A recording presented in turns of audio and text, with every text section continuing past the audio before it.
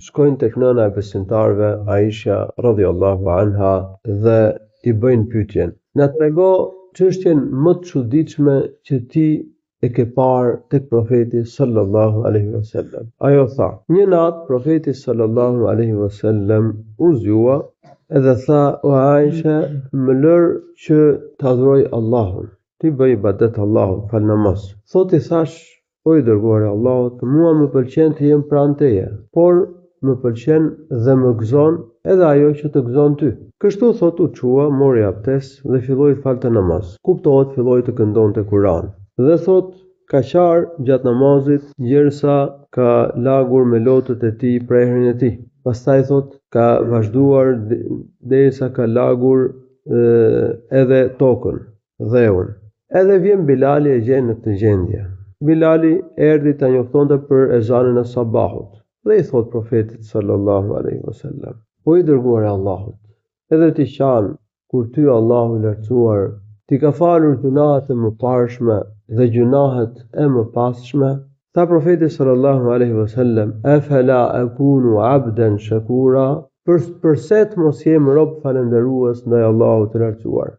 Pastaj tha profeti: Laqad unzilat alayya ayatun wailun liman qara'aha thumma lam yatafakkar fiha. Tha profeti: këtë natë më kanë zbritur disa ajete. Mirë për atë që I këndon këto ajete dhe nuk mendon në kuptimin e tyre. Inna fi khalqis samawati wal ardi wa ikhtilafil layli wan nahar la ayatin li ulil albab.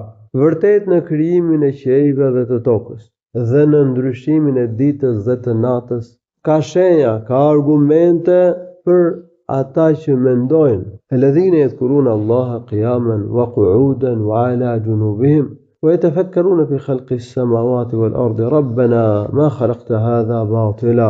Për ata njerëz që I bëjnë dhikr Allahut, e përmendin Allahun, duke qëndruar në këmbë, duke qëndruar ulur dhe duke qenë në një anë dhe mendojnë mbi krijimin e qiejve dhe të tokës, duke thënë: Zoti ynë ti këto krijesa nuk I ke krijuar kot, pa qëllim, I madhëruar, I lirë, I pastër nga tmetat e tij, ti I pastër nga kotësia, prandaj na ruaj nga dënimi I zjarrit të xhehenemit. Pra profeti ka kënduar 10 ajetet e fundit të surës Ali Imran dhe ka thënë: mirë për atë që I këndon këto ajete dhe nuk mendon mbi kuptimin e tyre. Njohja e Kuranit, mendimi mbi Kuranin na ndihmon që ne të njohim Zotin, që ne të njohim madhështinë e Allahut. Kjo është e para. E dyta, njohja e emrave të bukur të Allahut dhe cilësive të tij të larta dhe veprave të tij madhështore. Gjithashtu na ndihmon që ne të njohim, na shërben që ne të njohim Allahun, të njohim madhështinë e tij. E treta, mendimi mbi krijesat e Zotit, mendojmë mbi krijimin e qiejve dhe tokës. Ai që ka krijuar këto krijesa të mëdha, qiejt, diellin, hënën, yjet, planetet, tokën dhe çfarë gjendet në të, ai që ka krijuar këto krijesa të mëdha, padyshim, ai është më I madhi. Madje krijesat janë në kulmin e vogëlsisë kundrejt madhështisë së krijuesit. Allahu është më I madhi në qenien e tij, ai është madhërisëm në emrat e tij, cilësitë e tij dhe veprimet e tij. Subhanahu wa taala. Atij I përket madhështia absolute. Kështu që mendimi mbi krijesat bën që njeriu të njohë madhështinë e krijuesit, fuqinë e krijuesit, diturinë e krijuesit, lartësinë e tij, urtësinë e tij.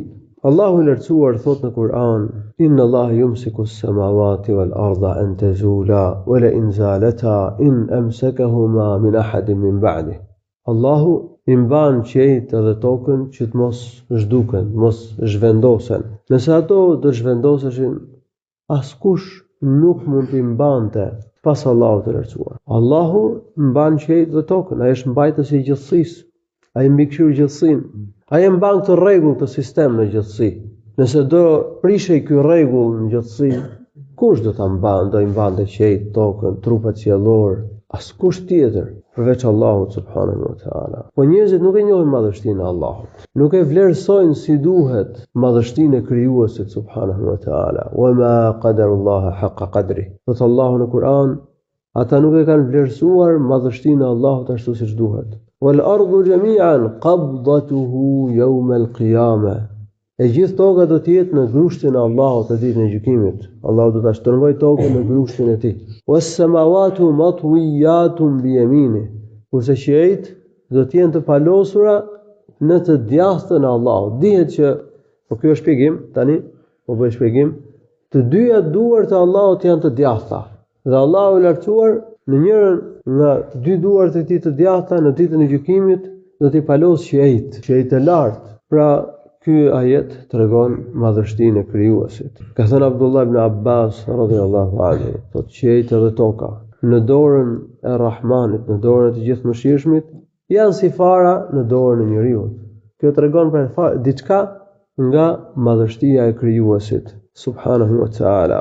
I dërguari Allahu sallallahu alaihi wasallam ka thënë hadith, Allahu i lartësuar në ditën e gjykimit do ta shtrëngojë tokën në njërin dorë të tij, yaqbidul arda wa yatwi as-samaa bi yaminihi, ndërsa qiellin e shtrëngon me të djathtën e tij dhe do thotë enel meliku, un jam gjithë sunduesi.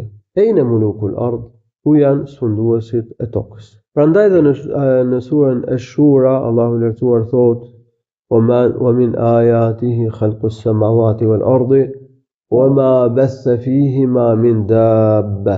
Ndër shenjat e Allahut, pra ndër shenjat që tregojnë për ekzistencën e Allahut, madhështinë e tij, fuqinë e tij të pakufishme, diturinë e tij, urtësinë e tij, është krijimi i qiejve dhe i tokës.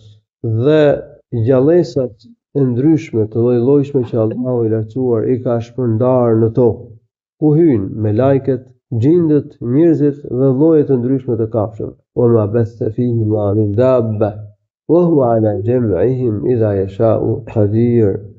Dhe Allahu i lartësuar është i gjithfuqishëm për ringjalljen dhe mbledhjen e gjallësave për ditën e gjykimit, kur të dëshiroj.